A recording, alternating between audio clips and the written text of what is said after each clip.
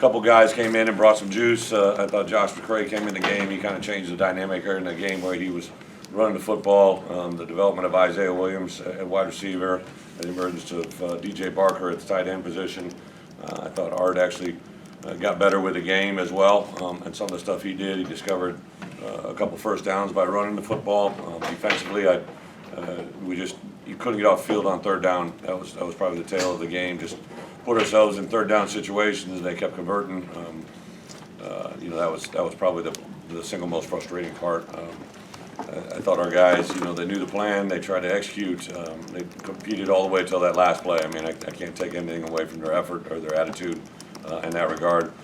A couple key moments too in the game when right at the end of the half, we were trying to get a possession there with good time on the clock, and obviously the ball hit one of our defenders. We just got to be better in that moment, communicating that to our players' awareness, and then the communication on the field, because that gave them 3 points right there.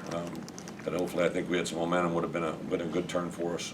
But again, give credit to UTSA, and this isn't where I want to be. Obviously, I knew this was going to be a tough assignment when we started our preparation last week. I'd been on the guys pretty hard about that, and I thought they responded very well. But unfortunately, we weren't good enough to win today. But the worst thing that can happen from this point forward is if we don't learn from this moment, right? As bad as it tears up your insides, and it should hurt. I think it does hurt.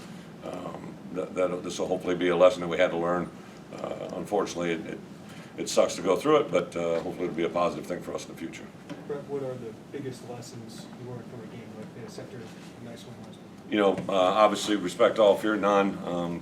I think the biggest thing that from a defensive point of view, we got, they were definitely attacking certain looks, certain spots on the field repeatedly. So we did make some adjustments, I thought, in the second half to cut that away. But that last touchdown to free hit up the middle, we just can't let them have anything for free. The game's hard enough already. You just got to make them earn every down, right, and earn every yard. We can't give away free plays, and that was a big part on defense. I think offensively, we got to be able to run the football, and be able to convert some play action passes. I thought there's some nice schemed up plays from Tony and the offensive staff to get some of those first early scores. Guys were wide open, and that's obviously a schematic design that they got that going. And then they really kind of handled the moment all the way till that last play as well as we can practice it. We just got to be able to obviously execute in time to win. Coach, I'd tell you, James McCourt too. I mean, he obviously is a very special player.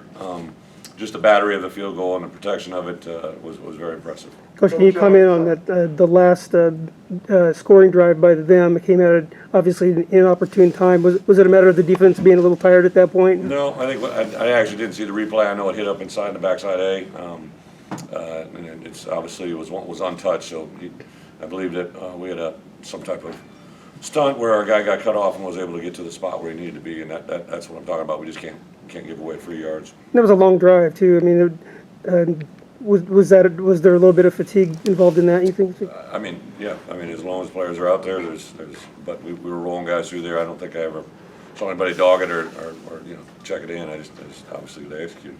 Coach, I think it was inside that 45-second mark where you decided to go for a run. Only got a couple yards when the passing game was working over and over. Can you walk us through with the clock running why you chose that play?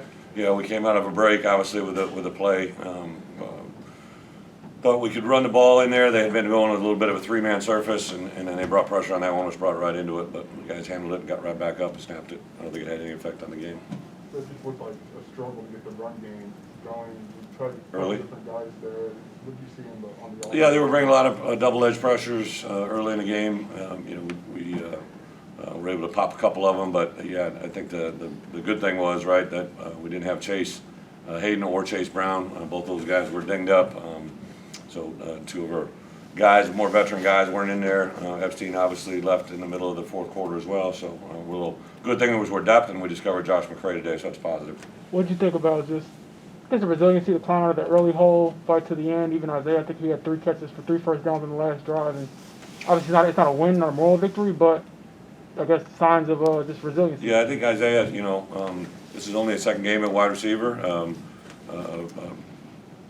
A great competitor, has really good football awareness, I thought, and you could see that Art was looking for him, I think, in those moments as well, so forcing forcing those throws in there. He just made a couple big catches, and you know, again, I don't want to be in this position. You know, we don't ever want to discount anything. Obviously, UTSA is a very good football team, and credit them for winning.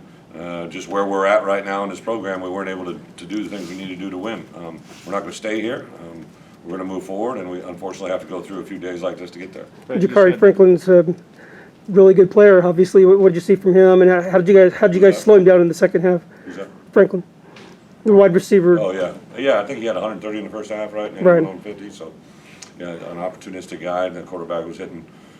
And again, we were giving up, in my opinion, and they were unabated, right? They were able to get some easy catches and runs that you know, got some big yards there in the first half, and thankfully we were able to change that and go in the second half, which really got us back in the game. Coach, last week defensively, you seemed to have a little bit more success, and outside of the converting, allowing them to convert on third downs, what do you think really kind of led to the struggles on that side of the ball for you guys Without a tonight? doubt, it's exactly what you just said. Third downs, you know, you force people into third downs, you're gonna hopefully you know, be able to convert some of those and get off the field. We just weren't able to do it. I think that was probably the end all tally on the day. The last touchdown to have a pop free, you know, without anybody touching it in the A gap, obviously is an issue. Right, you did say on Saturday. Losing Keith there, I mean, how'd that change? Yeah, he's a good player. You know, we got guys rolling through there, but Keith is you know, not only a good player, he's a guy that on the practice field brings good energy. He's kind of got that big play potential. So, unfortunately, that injury hurts us. And see where he's at. I really don't know where the injured guys are at right now for, you know, for moving forward. But I know that he's probably going to miss a little bit of time. What are a Keith's couple of question. things you're going to be looking forward to practicing in the next couple days based off today's performance? What are we going to be looking forward to? What are you looking to really work Oh, on over the next couple days? well, as is the case on Sunday, whether you win like last week or lose like this week, Sunday is a big day of learning, right? We got to be able to take the moments that we, as coaches, can coach off of. Biggest thing is we got to learn why there was failure today, right? We can't just say, oh, this play happened. We have to understand it as coaches. We have to execute it as players, and we got to be able to communicate that. And sometimes that's the most difficult challenge.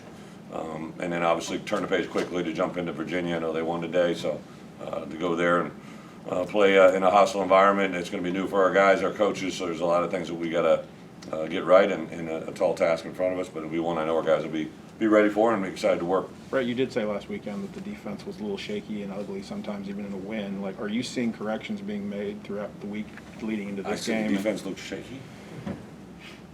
Or ugly in execution even in the win? I don't. You know, any game has success and failures, and you know, the part that the game of football I really learned, right? There's no play from last week that carried into this week, and nothing's going to carry forward into next week. Each game has its own independent soul. Defensively today, I think the story was third downs, and obviously we made an adjustment, we got that corrected, and they weren't able to do it the same way in the second half, which I give them credit for, but we needed to come up with a stop at the end, and we did that thankfully. We had to burn the 3 timeouts and gave ourselves a chance to at least you know, make a run at the end. Okay, last question.